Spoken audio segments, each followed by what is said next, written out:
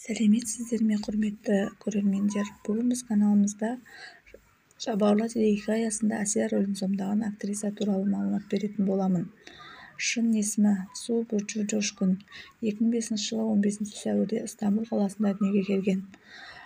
Оның жасы 18-де, бойы 1,64 см, салмағы 48 кг, көзінің түсі қоңыр. Оның 2 ағасы және 1 әпкесі бар. Бүкіл іні қарындастарымен тату-тәтті жүрген сұлу актриса бір үйдің кенжесі. Пера бейнелеу өнер орта мектебінде білімін жалғастыруда. Ол мектепте биді оқыды. Жастығына қарамастан ол бүгінге дейін көптеген сәтті фильмдер мен жобаларға қатысты. Ол алғаш рет 2012 жылы Даби жынның хикаясы сериясында экранға шығып кішкентай бала рөлін сомдады.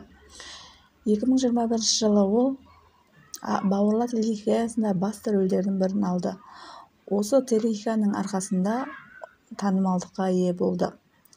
Және Онур Сейит Яран мен Су Бурчу Халиш университетінің марапаттау рәсімінде үздік жұп, ең үздік ер адам және ең үздік әйел рөлі марапаттарына лайық деп танылды. Ол сонымен қатар жарнамалық роликтерге де түскен.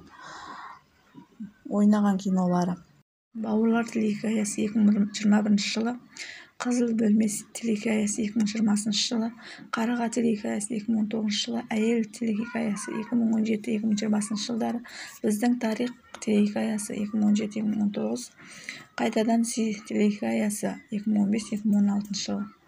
Ал ең алғашқы түскен телехикаясы Даби жынның оқиғасы. Жууға қатысты фактілер. Бірінші, күндізгі уақытта жиі қолданатын сөзі дәл солай сөзі. Екінші, ол балалық шағында көп ойыншықпен ойнамаған, өйткені балалық шағының барлығы дерлік түсірім алаңында өткен. Үшінші, ол оны құшақтағанды жақсы көргендіктен түсірілім алаңындағы коалаға ұқсайтынын айтты. Ең көп қолданылатын эмодзилері жүректер, қызғылт, қара және қызыл жүректер. Отбасында оны үлкен ерін деп атайды. Ол тыңдауды тоқтатпайтын әндер Пинк Флойдың барлық әндері. Оның айтуы қиын, сөзі зертхана. Қиын, әдепсіз, дөрекі адамдардан көп ләззат алмайды. Ол билегенді ұнатады. Ол мектепте биді оқыды. Су Бурчу болашақта фламенко жасай алатынын айтты. Ол қарама-қарсы сенеді және адамдардың істегені бір күні өзіне қайтып келетініне сенеді. Ал жеке өміріне келетін болсақ, тұрмыс құрмаған.